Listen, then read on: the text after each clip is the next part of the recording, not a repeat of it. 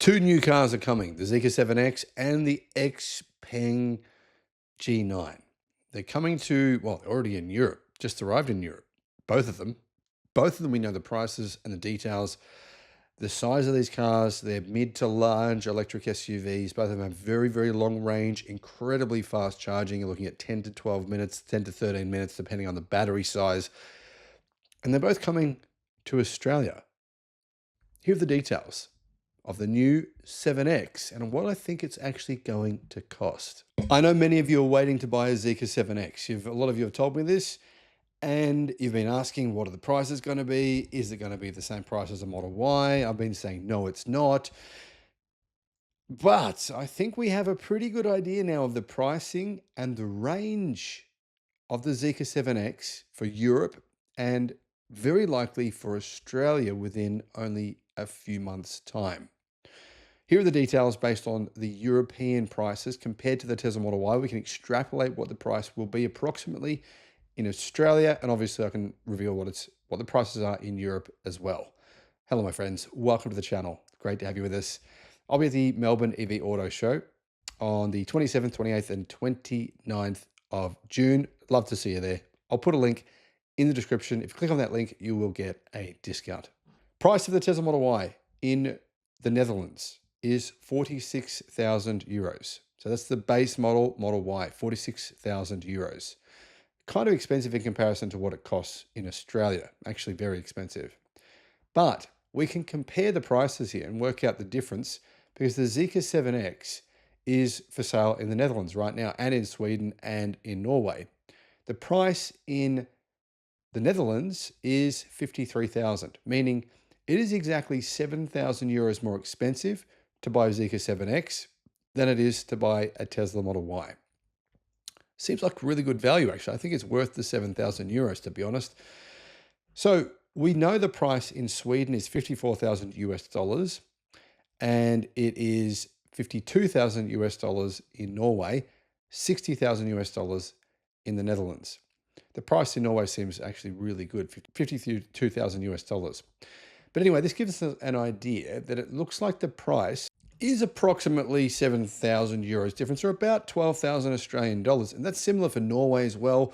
The price in Norway is 540,000 NOK, which actually is 52,200 US dollars. If you compare that to the price in Norway for a Tesla Model Y, the Tesla Model Y costs 445,000 NOK. So it's about a 15 to 20% price difference. This gives you an idea, guys. I think the pricing will come in at about that much difference in Australia as well. So the Model Y, you can get one for around $60,000. I'd say, based on this pricing, the base Zeekr 7X will come in at $70,000. Could be $70,000 to $75,000. That's going to be the price. So what are you actually getting for your $70,000 here in Australia? Americans, sorry, you miss out. This is a phenomenal car. Really, really nice car. And actually, we should get to the point of what this car is first. It's really definitely a Tesla Model Y rival, but it is a bit bigger. So I think the price is justified. It's a bit more luxurious. It's a bit bigger. And it does have a little bit, pretty impressive range because there's two different battery options.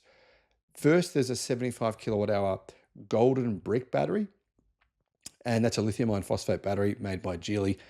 Probably is the most advanced lithium iron phosphate battery technology in the world right now. Pretty high energy density. It's 192 watt hours per kilogram of energy density, meaning it's pretty well on par with BYD's brand new higher energy density blade battery. It can also charge extremely quickly, 13 minutes from 10 to 80%. It can charge quicker in China, but I think that's the European number. So we're going to see that in Australia as well. 13 minutes from 10 to 80%, which makes it pretty much exactly the same charging speed as all the new Xpeng cars as well. The G6, the G9, the P7 Plus, the X9. They've all got basically the same charging speed as the new Zeekr 7X. Now there's three variants in Europe. They're called Premium, Long Range, and Performance. The Premium is kind of oddly the base model, and the base model gets that 75 kilowatt hour lithium iron phosphate battery capable of charging at about 500 kilowatt. It's rear-wheel drive and it's going to give you 480 kilometers of WLTP range. So 480 kilometers WLTP. If you want to pay a bit extra, you can get the all-wheel drive version or the long-range version. The long-range rear-wheel drive gets the 100 kilowatt hour battery. It's an NMC battery. CATL make that battery. I believe it's the Cheer-in battery. It also charges very quickly, not quite as fast as that lithium iron phosphate battery, but still very quickly. But it does have one big advantage.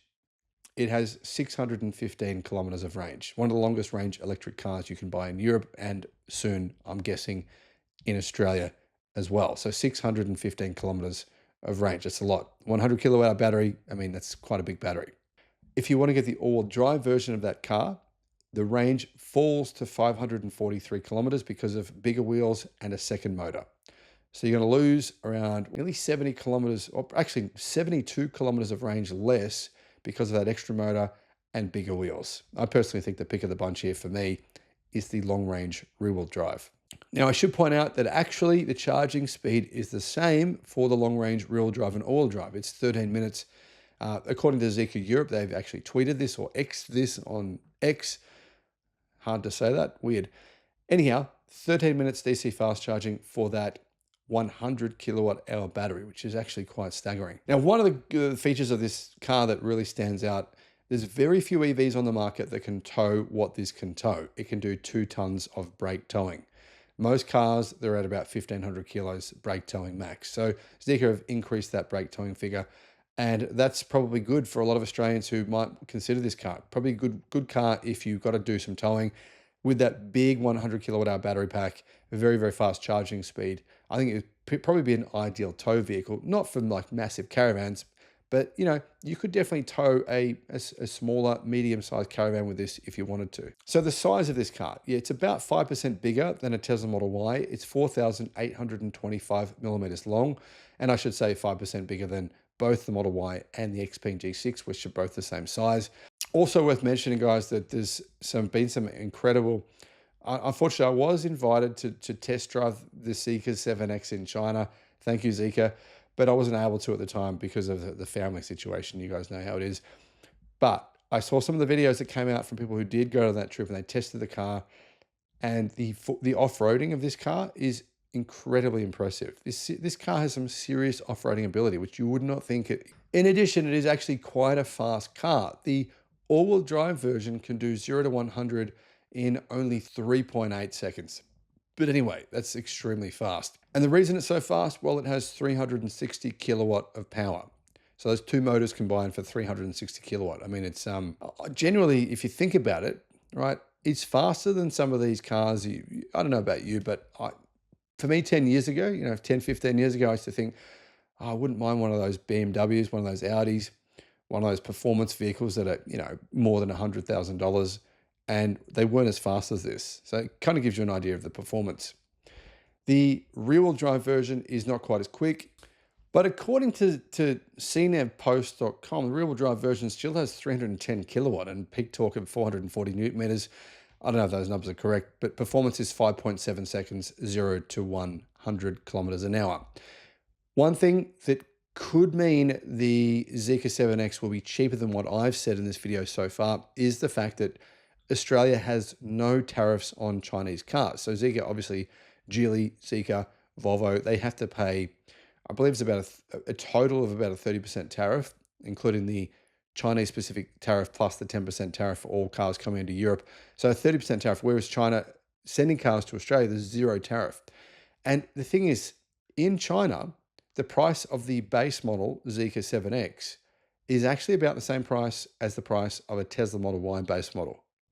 I mean, it is possible Zeekr could bring them in cheaper than what I'm saying. We might see them at 65,000 Australian dollars in the base model. I don't think that's going to happen. I'm going to guess closer to 70,000, but it is possible. That could happen. So the architecture of this car, it's built on Geely's SEA, which is their Sustainable Experience Architecture, has a structural battery pack. It's 4,825 millimeters long, as I mentioned before, 1,930 millimeters wide. I've sat in one of these and they're actually really nice to sit in. And they have a pretty spacious interior, I think partly because of that long wheelbase. It's a 2,925 millimeter wheelbase. As I mentioned before, it's got super fast charging. And yes, 13 minutes is for the 100 kilowatt hour battery pack. But according to Zeekr's website, both models, the 100 kilowatt hour version and the 75 kilowatt hour battery, use an 800 volt platform. But the 75 kilowatt hour battery, the LFP version, if you find the right charger, you should be able to charge it in 9.5 minutes. I mean, in Australia, there are no chargers capable at this point in time of charging this car at that speed.